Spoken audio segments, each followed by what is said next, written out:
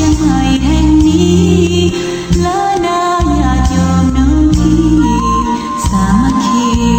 รวมทานร่วมทุน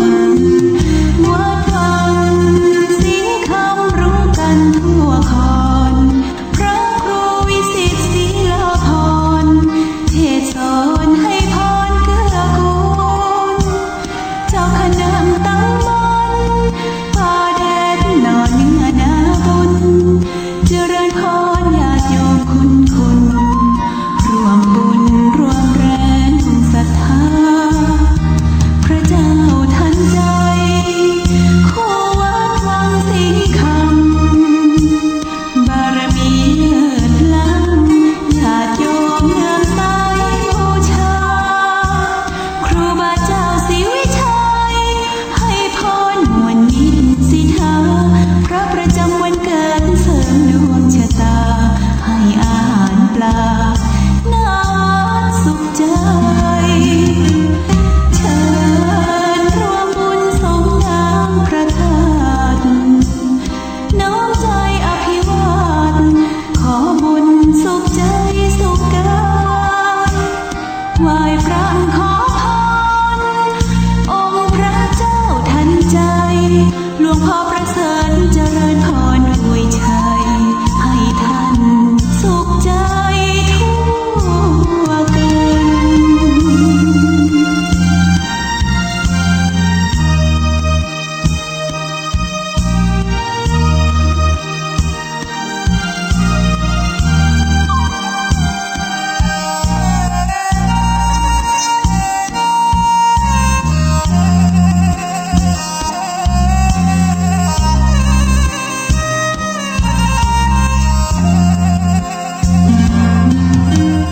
เชิญรวมบุญสมน้ำพระธาตุน้อมใจอภิวาทขอบุญสุขใจสุขกายไหว้พระขอพรองค์พระเจ้าทันใจหลวงพ่อประเสริฐเจริญพรอวยชัยให้ท่านสุขใจทั่วกัน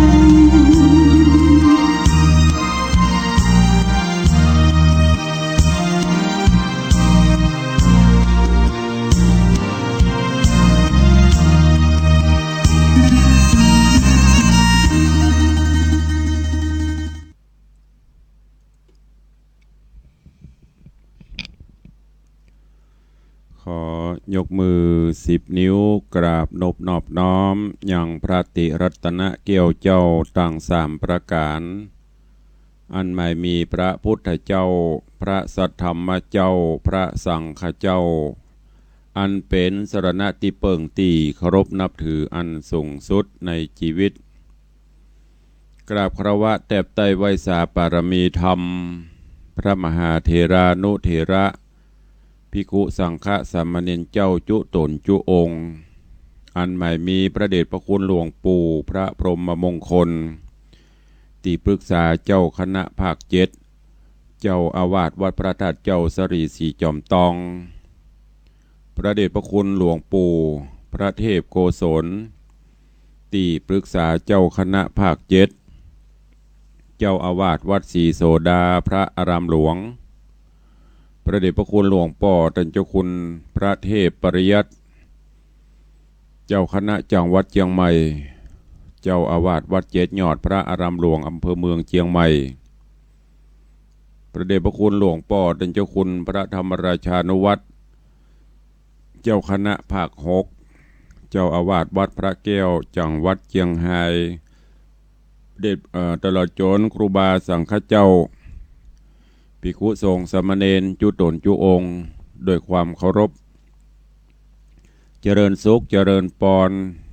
ญาติโยมศรัทธาสาธุชนติ่นจองห้องวัดจุหนุ่มเท่าใจยิง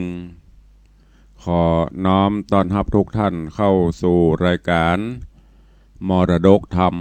กำเมืองต่างสถานีวิทยุวัดฝ่ายหินตำบลสุเทพอำเภอเมืองเชียงใหม่จังหวัดเชียงใหม่ส่งสัญญาณกระจายเสียงในระบบคลื่นความถี่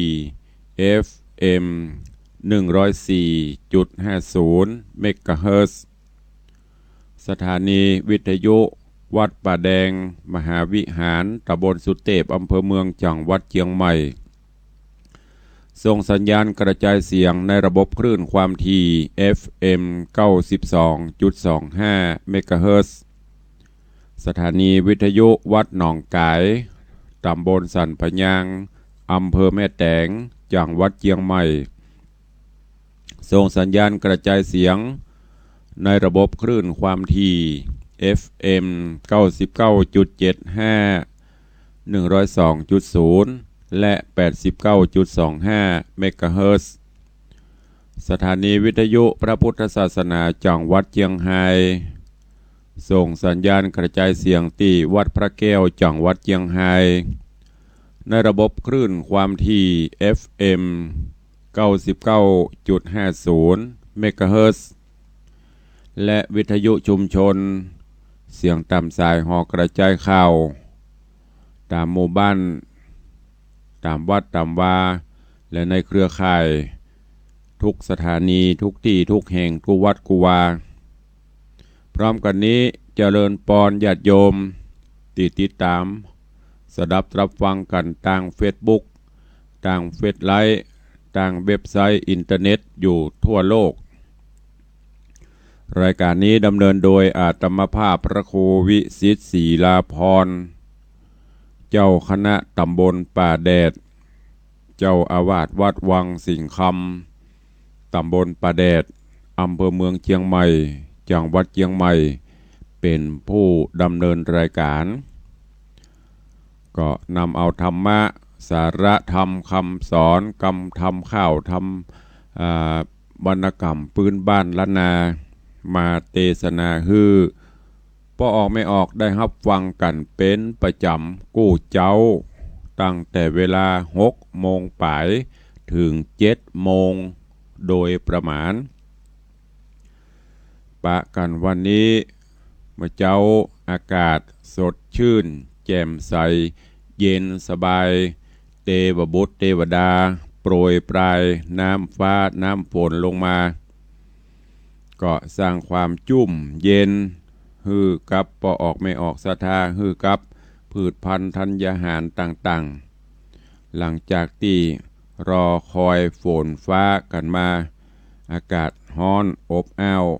มาเป็นระยะเวลาก็หลายวันบัดนี้ก็ได้ตกลงมาก็เข้าใจว่าคงจะครอบคลุมทั่วหรือบางทีก็อาจจะตกน้อยตกนักแต่จะได้ก็เพิ่มความเย็นฮือเย็นอกเย็นใจเย็นกายแล้วก็ต่างพืชพันธุ์ธัญญาหารก็ได้รับน้ำรับอย่างขึ้นมาก็จุ่มเย็นอันนี้ก็เปรียบเสมือนน้ำพระธรรมนี่เย็นกว่าน้ำไหนๆเนอะคอนดิชันกว่าการถ้ามีศีลมีธรรมจิตใจเฮาเบิกบานแจ่มใสได้ฉะนั้นวันนี้ก็ ขอให้ทุกท่านได้มีความสุขกายสุขใจและสำหรับท่านที่เกิดในวันนี้ก็ขอให้คุณพระคุณเจ้าคุ้มครองปกป้องให้ได้อยู่ดีมีสุขเหมือนกันทุกคนทุกท่านเนอะญาติโยมทั้งหลายในช่วงนี้ก็ยังอยู่ในช่วงของฤดูกาลเข้าพรรษา ผ่านไปแล้ว2 วันพระ2 วันศีลก็เป็นโอกาสที่เฮาจะได้เข้าวัดเข้าวาได้ประพฤติวัดปฏิบัติธรรมได้น้อมนำเอาหลักศีล หลักธรรมมาประพฤติปฏิบัติกัน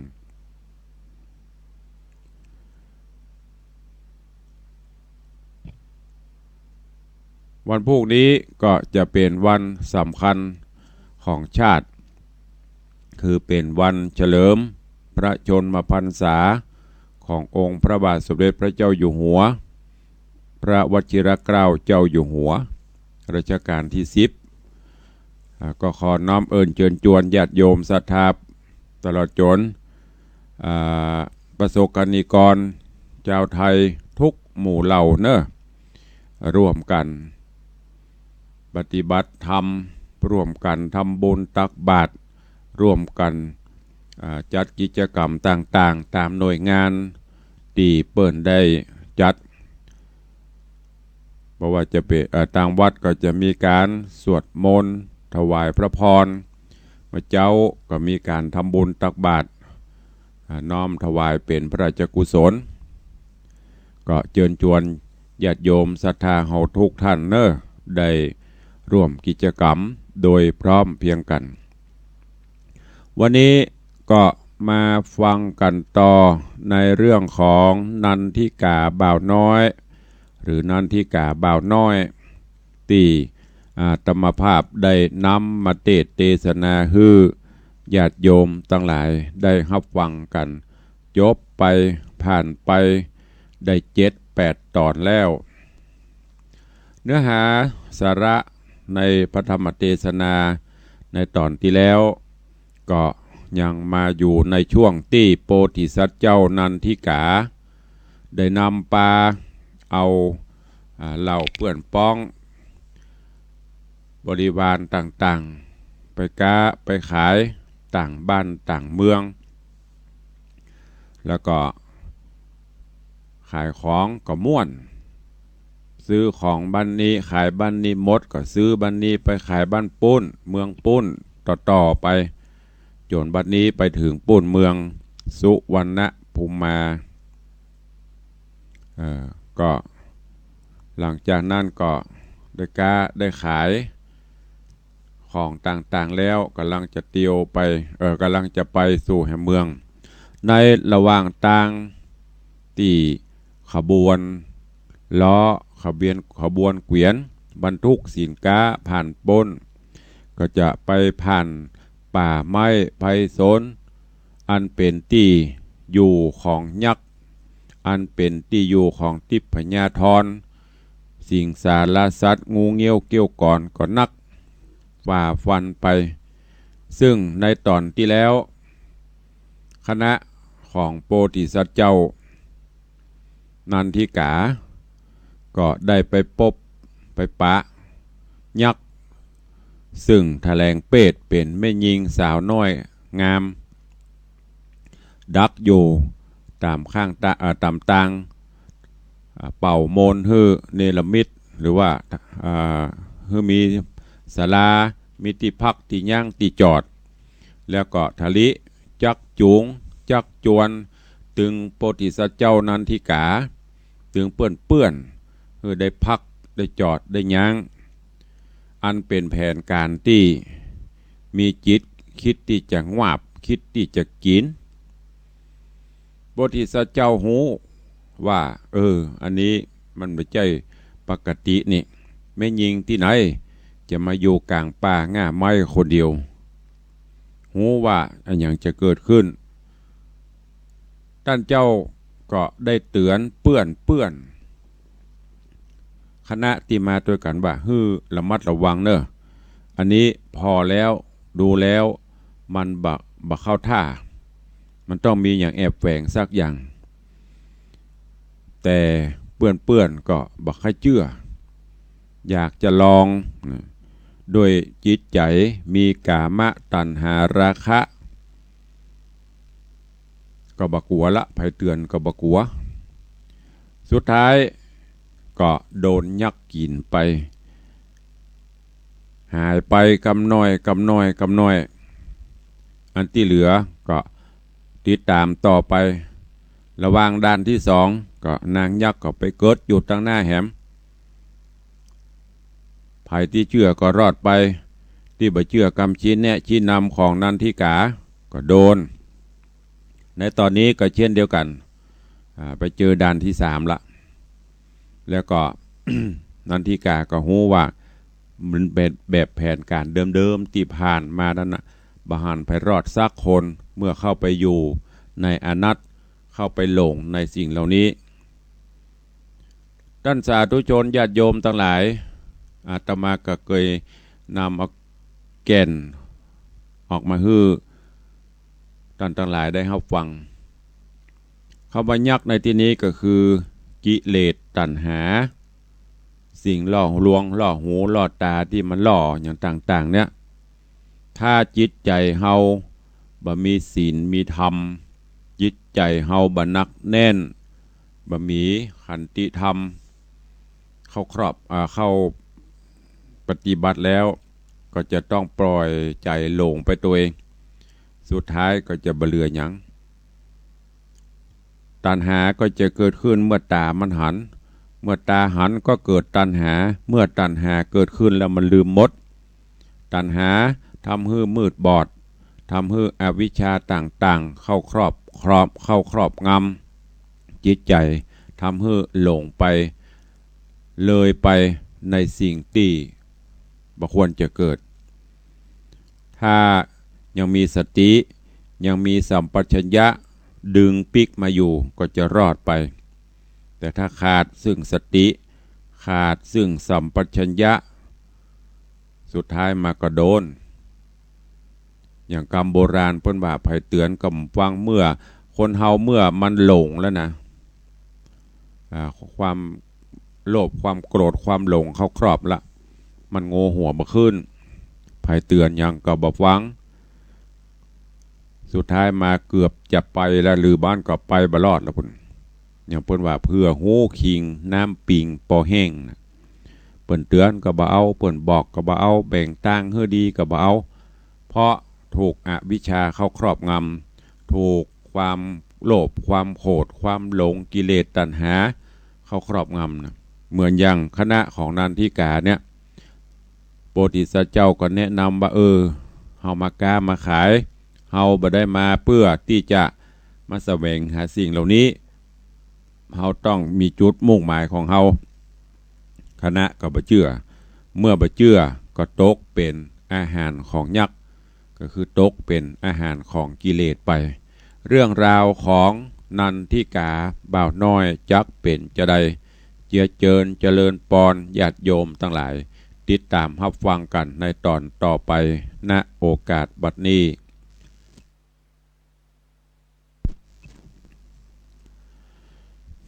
นะโมตัสสะภะคะวะโตอะระหะโตสัมมาสัมพุทธัสสะสาธโวฟังลาโสตุจันนะสัพปุริสะตังหลายตั้งหญิงและชายหนุ่มเท่าที่ปากันเล่าทาดาฟังยังรัสธรรมเทศนานันทิกาบ่าวน้อยลำดับคอยมาแถมแล้วเล่าตอนที่เก่าเนินหน้าขอเจิญศรัทธาตั้งหลายจูงตั้งใจไม้ทอมทาดาฟังต่อไปนานี้และนาที่นี้จักวันนาจะกล่าวถึงจุ่มบ่าวใจรามหันยิงแอมใครใดตกอยู่ใต้ตันหามีสองตาก็ดังบอดบ่คืดฮอดโพยพายฮือสายใจนอดลาไปนาเดียวได้เขาตั้งหลายมวลหมู่ยังจอดอยู่ศาลาก็ย้อนว่าตันหาหลายหลากบอกใครพรากหนีไกลการตาบ้านใสค่ำลาลงลับป่าหายโหนเขาจุคนจื่นสู่แม่เบ็ดอยู่ใหญ่ต่างจะไขกล่าวถอยมีบอดน้อยหลายประการว่าสรีนงคลานหน่อยนาดวันน่าอาจเหลือใจเป็นสันใดน้องลามาอยู่ป่าดงเขียวเจ้าคนเดียวตั้งอยู่บ่มีกู้เตรียมคิงสรีนางยิงนาดนองอยู่เขตห้องเมืองใดสายวงใหญ่พ่อแม่ตั้งเท่าแก่ตานาย มิตรสหายป้าปู่หนีพรากนาไปไหนขอจุงใครเก่าโอเฮอได้หูตามเมียามร้อยตรีมืดค่ำนกน้อยพร่ำหากรนางเตียงนอนเปลี่ยวว่างคิงกระดังเนตรหนาวเดือนกู้ดาวอยู่ฟ้าโคนโลกลายิงใจซอดหลวงลายมวลหมู่ย่อมมีกู้แปงปิงสันได้ยิงน้องลาอยู่ป่าเศร้าเดียวได้นางผีปลายยักเพศทะแลงเป็ดเป็นสาวย้อนใครเป่าปราบกว่ายังป้อกาใจรามแสงไข่กำงามตอบถอยเป็นกำถอยมุสาหือปานิจามวลหมู่ได้พรำหูและหันตานแล้วตัวมันยักเท่าแสงดาเข้าอาหารตั้งของหวานหลายสิ่งละสะยิ่งนานายกนำมาบอดจ้าวางต่อหน้าเรียงรายเฮือปอกาลาหายน้อยใหญ่กินอิ่มใสดีงามกันมัดฉิมะยามมาหอดกาละจอดเติงดียักคิดนี่หยาบจ้าก็สวดกลาสวดมนต์กลาบันดลฮือจุมคนมวลหมู่ลับมุบมูเหมือนตายแล้วพันภายไว้ว่องไปสู่ห้องเกหาบอกสามิกายักเท่าดังเจือเผาวงใหญ่ลัดดงพรายรีบหาวมาสู่ดาวสาลาตั้งเด็กขาดหน่อยใหญ่มาเวทไกลเลี้ยวปันแล้วปากันสวาบคบกุมกวาบตั้งตัวกินตั้งงัวมวลหมู่บอกข้างอยู่แดนได้แล้วเรียวไหวขึ้นสู่ยังที่อยู่แดนมันก็มีหันและนาตัดสาวิภาตารัตติญาส่วนนอพุทธายอดซอยคือบ่าวน้อยนันทิกาอันนี้ลาจากหมู่ไปนอนอยู่แดนไกลกันตาวันใสแจ้งส่องหันไขว้ห้องธรณี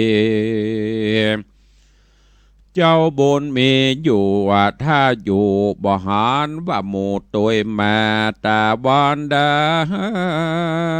เกิงฟ้าบ่หารแน่คนใดก็ขนิ่งในขวาดหูว่าจุมหมู่สหายเตียงจักตายเสียงไข่บ่หอนใดพดแม่เจ้าเครื่องกาลายแหล่โศกตุกแผ่กุมใจ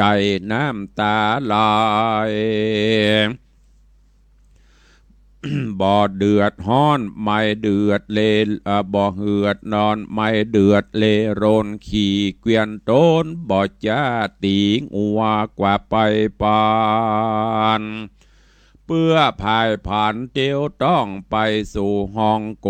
รังคะปุรีส่วนยักษินีญาเท่าหูว่าเจ้าบุญนาได้หนีลาจากหมู่ออกไปสู่แดนไกล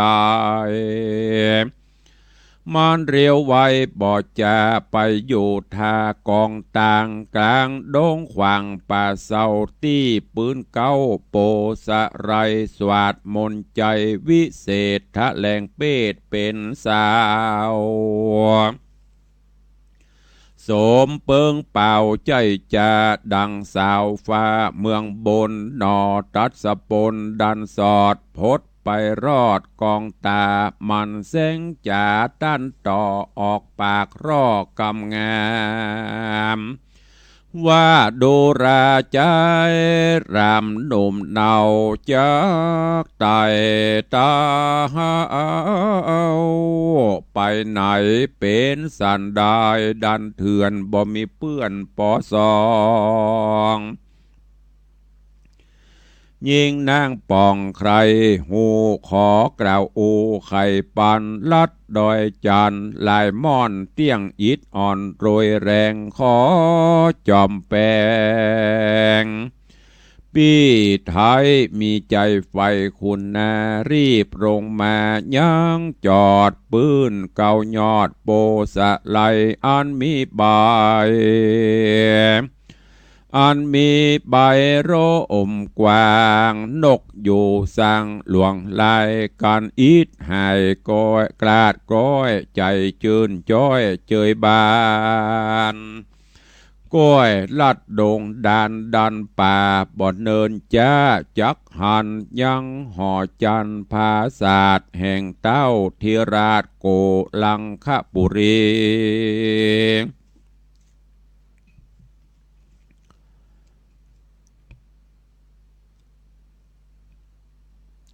หนอมุเนสันทีบอบเมตีสังกาบ้านางโสภาเนลาวแม่นเป็นยักษ์เท่าพงพายกินสะหายเสียงควายบัดนี้ไล่โดยมากลับกลายกับกาญายักษ์ถอยเป็นสาวน้อยวันนะวัยย้อนมีใจฮึกหยาบใครกันกาบกินกูนอสาปันอยู่บ่จะถอดดาบกราบัดเดียวแล้วจะเลวต่อตาว่ามึงอย่าบาลวงพรางมึงเป็นนางยักษ์เท่าลัดป่าเศร้ามาจูหวังกินกูเลี้ยงใส่มึงอย่าได้ขาดนิ่งไม่มึงเตี้ยงตายกล้วยกราดชีวิตขาดเป็นผีมึงจุงหนีรีบหาวไปสู่ดาวแดนไกลการบอกไว้เนิ่นจ้าดาบเทียนกราคมบางกูจักวางฟันฟาดหือคอขาดบัดเดียวยักดงเขียวปลายเพศกลาเพศนารีเป็นยักษ์ขีดนี้ดังเก่าตัวกำเศร้าเล่นลายเนื้อตัวเมนเสียวสาบดะปากกาบกับปุ่นกัวมีตนตัวสูงใหญ่เข้ามาไกลบัดเดียวเจ้าก็เร็วบ่จ้าง้างดาบกลาดดาบฟันหัวเจ้าหันยักษ์ใหญ่บิดเอกใดพระหนีเข้าดงรีตังกูและเจ้าอยู่เดียวดายงัวเล่นลายกว่าจอยเจ้านาน้อยขี่หมองยักปุ่มปองใจหยาบเก่าคำราบนาเจ้าก็จะดอดถอยวาดดูรายักถอยโพรงภายกันกวดตายมวยมังใครอยู่สั่งนั้นไปอย่ามีใจโลภใหญ่เข้ามาไกลตนกูอินดูจริงบอกมึงจุงออกหนีไกลกันบอกไว้รีบหาวกูจักแนวขอฟันยักโดงตันโคดไม่เข้ามาไกลบาดเดียวยกมือเร็วว่ายกมือเร็ววาดว่าหมายกลุ่มกว่ากำคอเจ้าสอบนอนลาแกว่งดาบกลาพัดพันถูกตัวมันยักหยาบเลือดย้อยอาบเป็นสาย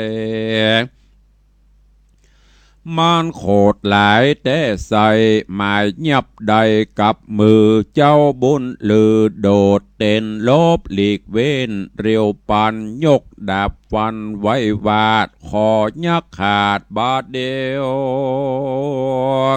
อยากดองเขียว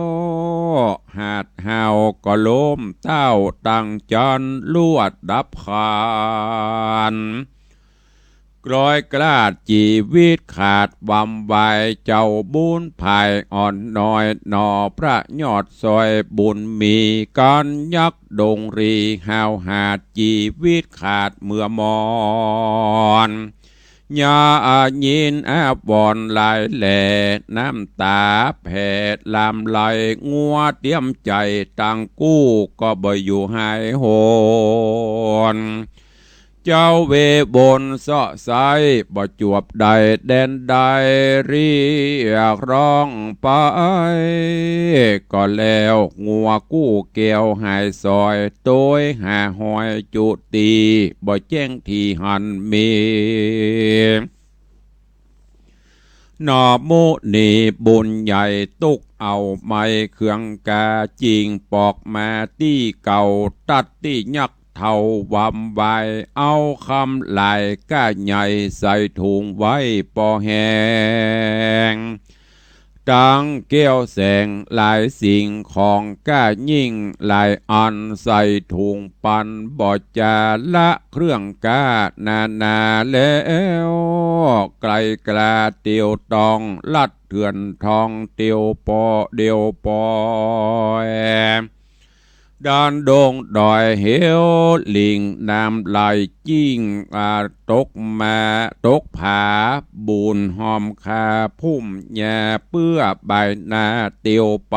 สู่เวียงใจเตตองคงเขตห้องโก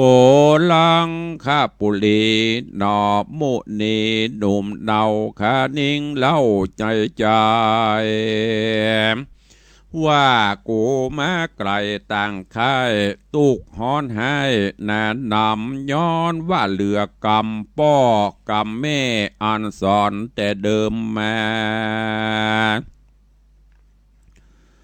อยู่นครเมืองใหญ่บ่ฮ้อนไม่ขี่สั่งป้อแม่หวังไฟ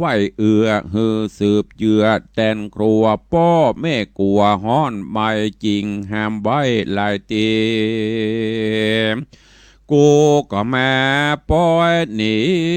ละพรากเว้นเสียจากคำสอนป่าหมู่จอนเอวก้าในต่างนาแดนไกลลัดดงไพรป่าเศร้าป่าเอาหมู่เจ้าสะหายมาบำวายเสียงขอดบ่เหลือรอดสักคนการกูโหนปอกเต้าเมื่อที่เก่าปาลาเขาก็เตี้ยงมาถามข่าวกูจักกล่าวสันได้เป็นตุกใจนักแก่จุมป้อแม่วงสาเตี้ยงเขืองกาคิวโคดปองใส่โต้ตนกู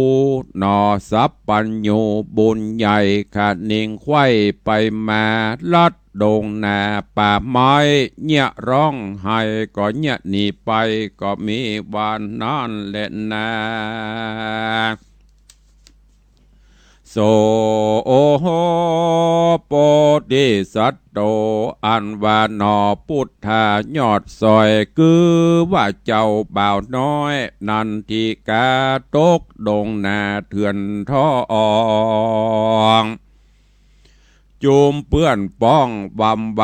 งวนหนีหายกว่าจอยย้อนยักถอยดงไพรเป็นทุกใจเอาไม้ลัดป่าไม้ดงตันได้หลายวันดันกว่าอดบุญป่าดงเขียวหนตั้งเตียวหยากแก่หินแก้มแห่ทมทองปื้นตีนปองเป็นเลือดฮ้อนไม่เดือดเครื่องขีนอมุนีบุญใหญ่ก็มาเกิดควายขะนิ่งหายังสองขาป้อแม่อันอยู่แก่เบียงใจย้ำตะวันใส่คำละนอกกลางป่าดงดานย่อมือสารตั้งเกลาไว้กุลเจ้าปิตาตั้งมันดายอดซอยว่าตนลูกน้อยใจเดียว ตกดงเขียวป่าไม้ตุกเอาไม้ทารุณขออัญเชิญกุลพ่อกุลแม่มาโปกแผ่บังงำสัตว์ดงดำตัวให้อย่าต้องภายมาปานเคราะห์ตัวหารเมื่อยไข่ขออย่าได้มีมาขอนำปาจากย่องไปรอดห้องเมืองโคนนอตัดสะปนบุญใหญ่ซ้ำน้อมใบเทวดา ว่าเทวสังขาโยข้าแด่เทวดาเฮ้ยมวลหมู่อันตั้งอยู่ไพรโสนขุนอินตนอยู่ฟ้าเล็งพอดนาจุมปูขอเงียงหูฟังข่าวอันข้ากล่าวใครจะข้าผาธานาคำเจ้าใครเป็นพระเจ้าถ้าโรงธรรมเพื่อจักนำสัตว์โลกเหือโป้นโศกเครื่องขีปาละเมสิ่งมีกุลยิ่งเหลือหลายข้าได้หมายสร้างก่อสิสืบติดต่อมาเมินนานคือว่าได้ตานเข้าน้ำบัตุพร่ำปัจจัยหักษาศีลดวงใสบอกขาดเนคขมมะอาจกุลนาคือปัปปจาออกบวชสั่งผนวดเป็นจีปัญญามีแจงจอดบอลลาตอดเสียเปลี่ยนมันห้ำเฮียนสะสืบสร้างบ่เว้นห่างคันตีสัจจะมีจุเมื่อใจไฟเอืออธิษฐานเกิดมนาสิการตั้งมันบ่ไว้บันเววามีเมตตาแผ่โพดบรายโหดทารุณอุเบกขานุนเตื่อมแทงตามปิมแป้งกองทามเตือนย่อมนำหือหอดโป้นจากขอดทรงสารปางมีญาณนิสัยกันข้าได้กระทำมามีเอ็ดนำนามากกวางจักสมไฟอังคานิ่งหมายจาดสุดไปนันเล่าขอได้เป็นพระเจ้าโพดโลกาขอเทวดาจุห้องบอกจีจ้องตั้งไปเฮือเรียวไหวโป้นจากแดนประเทศดงควางได้หันต่างเตียวไตไปฮอดเมืองใหญ่ราชธานีก็มีหันแหละนาเนติตังขีญาสังวันนาวิเศษจาห้องเหตุธรรมเทศนานันทิกาบ่าวน้อยก็บังโกมสมเรศเดช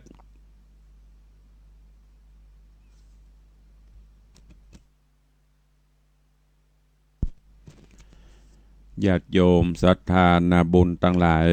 ก็ได้สดับตรับฟังธรรมเทศนาปืนเมืองเหนือเรื่องนันทิกาบ่าวน้อยจบไปแห่มตอนหนึ่ง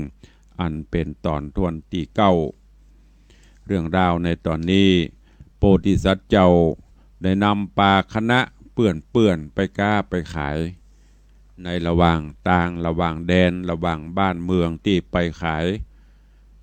ก็อยากขึ้นต้องผจญ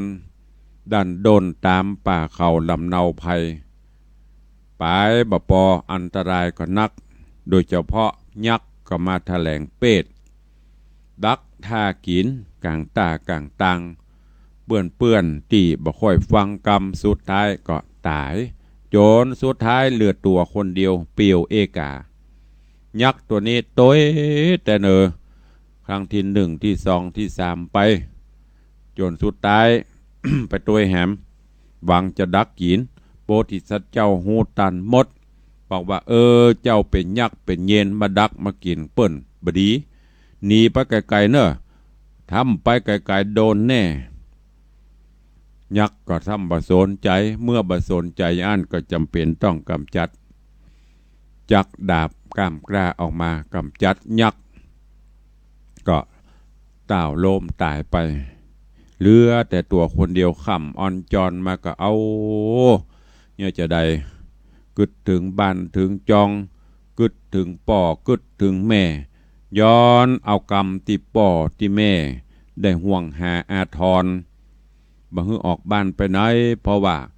ความฮักกลัวลูกไปผจญอันตรายกลางป่ากลางภัยแต่ลูกก็บ่ยินยอมลูกก็บ่เชื่อกรรมสั่งกรรมสอนสุดท้ายเรื่องต่างๆก็เกิดขึ้นได้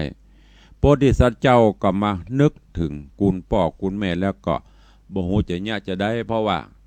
สถานการณ์จะอันนอกจากไหวสิ่งศักดิ์สิทธิ์ทั้งหลายก็โยกมือขึ้นใส่เกลาใส่หัวนึกถึงกุลพ่อกุลแม่นึกถึงกุลพระเจ้าประธรรมเตปาอาหักสิ่งศักดิ์สิทธิ์นึกถึงองค์อมรินทร์พระอินทร์เจ้าฟ้า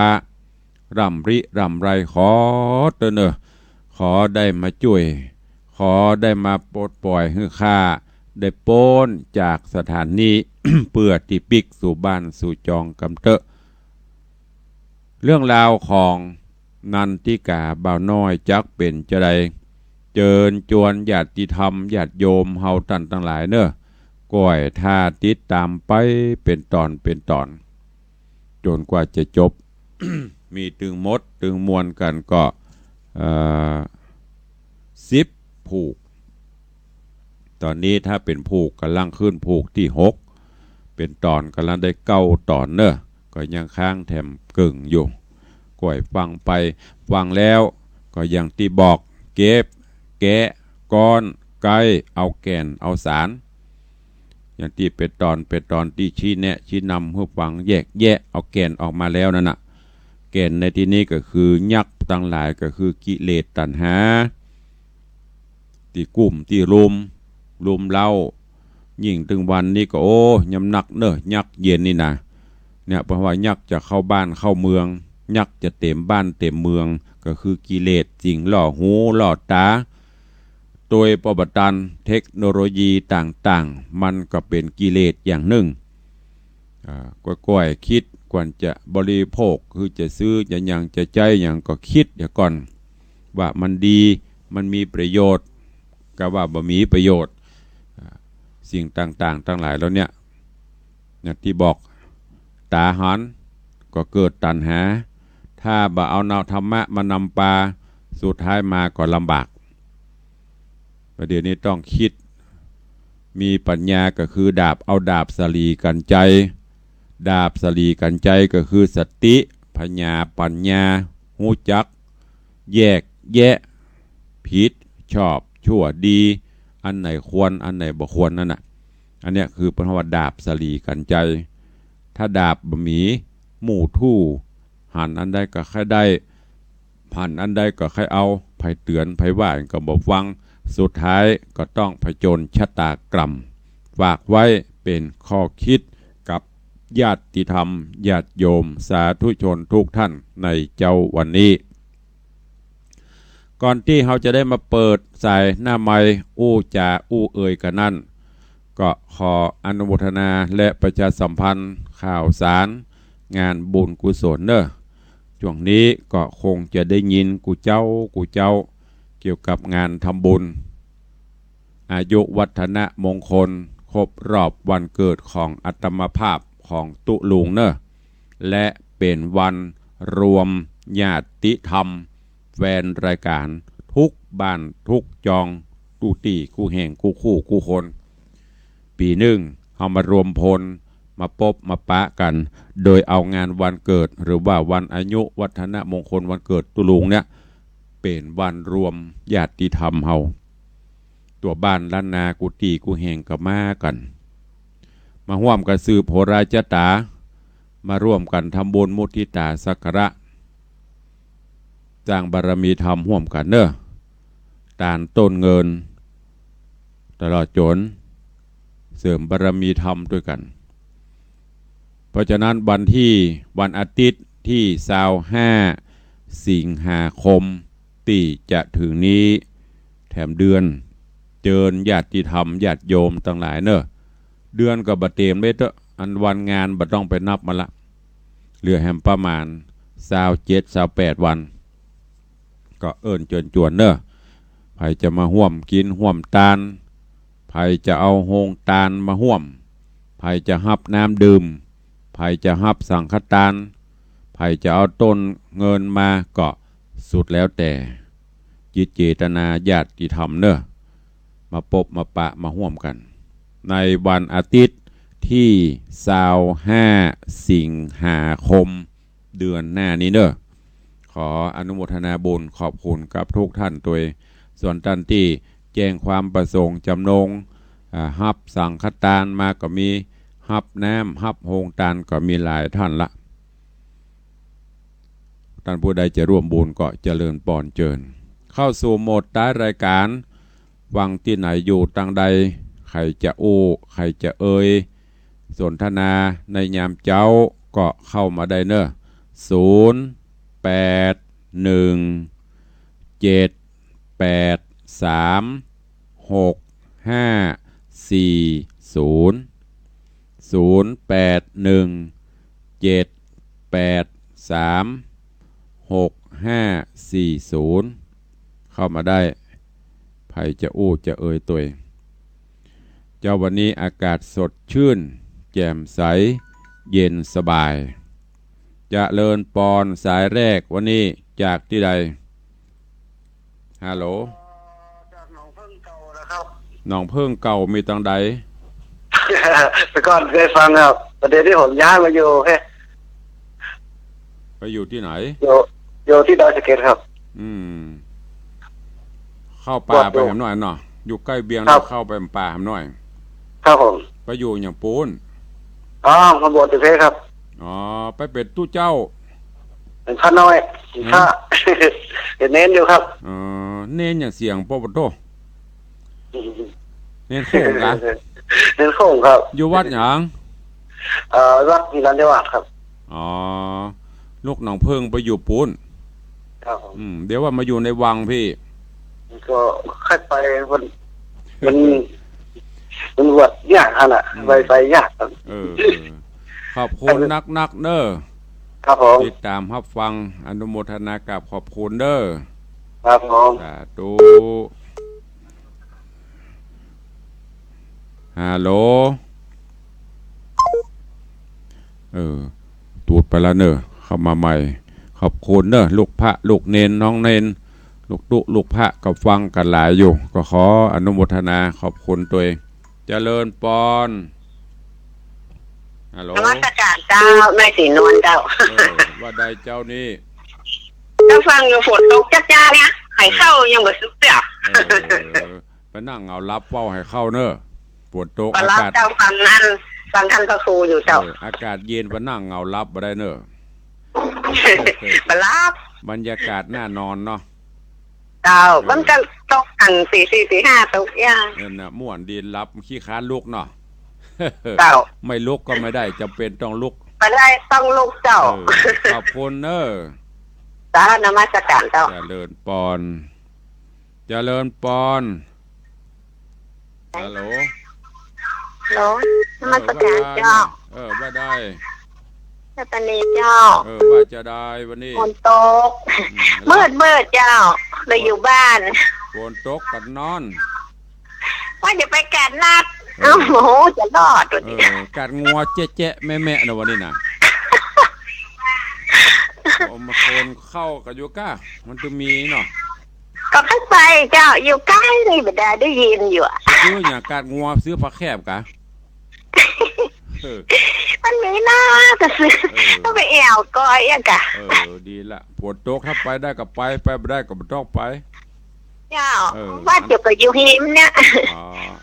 อยู่ใกล้ๆวัดแสงสว่างนี่เจ้าขอบคุณนะแม่เนอร์เจ้าเจริญปอนเนอร์ แม่ปานีพยาไข่หพลวันนี้กาดงัวโลลืมไปวันนี้วันเสาร์อ้าวเจริญปอนขอบคุณนักเด้อตกหมดแต่วันเนี้ยกุ้มกับลุมเย็นสบายดีเนี่ยจะไปเดือดจะไปโจมเปิ้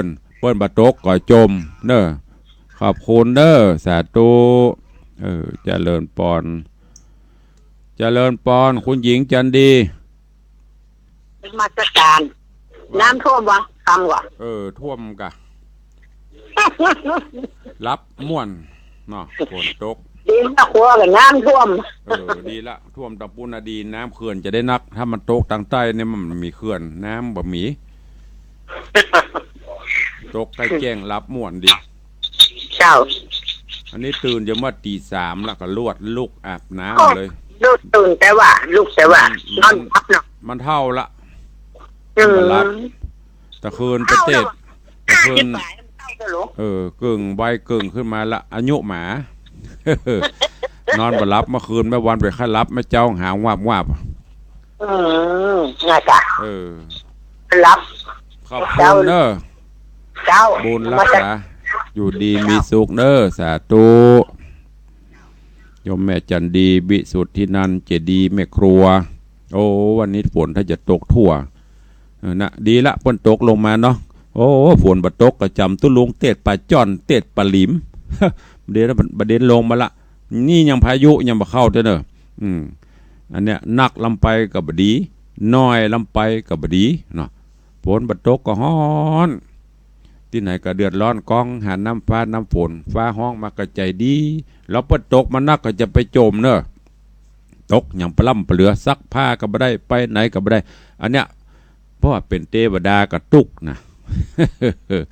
ฝนตกนักก็จมแดดฮ้อนก็จมไม่รู้จักพอไปโจมเนอะมันลงมาเฮ้ยแล้วนะเขาว่าแมงมันก็ออกอยู่อีกอะมันฮ้อนอบอ้าวอย่าไปอยู่ในโม่งในหลุมเพิ่งก็ออกมาพ่องเด็กหญิงจันคำแสงบุญว่าจะได้ฮะแม่คืนตั้งแต่ตี 3มาเจ้าฟังกูเจ้ายองอยู่ลื่นอย่างเจ้าฝนตกยังมานอนกุ้มกับลุมหั่น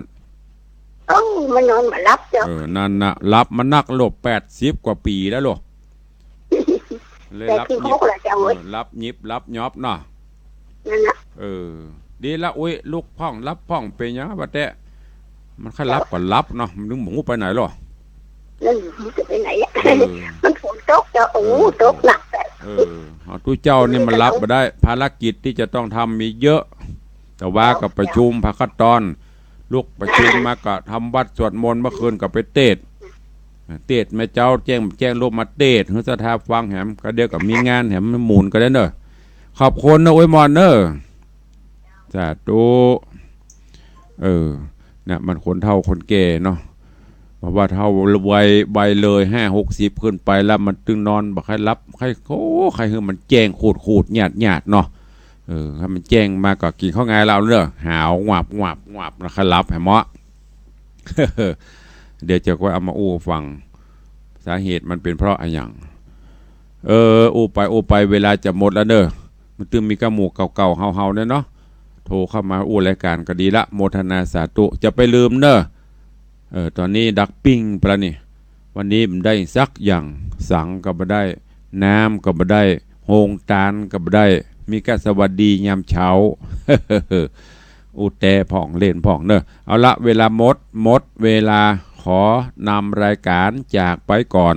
เดี๋ยววันพุธก้อยมาปะกันก่อเนอะถ้าฝนตกนักรับต่อ อยู่ดีมีสุขเหมือนกันจุตนจุองจุโพจุโคนเนอ